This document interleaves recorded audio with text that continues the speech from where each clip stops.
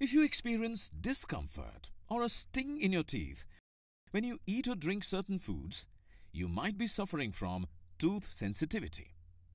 This condition could have developed over time due to multiple causes. The softer inner part of the tooth, called dentine, which lies covered under the enamel and the gums, gets exposed at times. This can happen due to excessive tooth grinding, if you do that a lot, or due to brushing too frequently or too hard, which eventually wears out your tooth enamel, or which even leads to receding gums at times.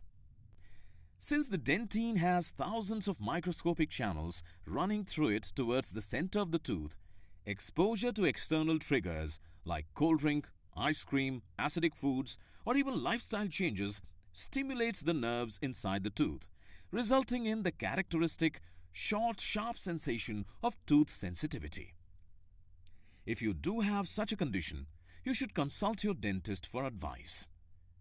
You can minimize further exposure of dentine, care for your sensitive teeth, and relieve the symptoms by making a few simple changes to your daily oral care routine and dietary habits.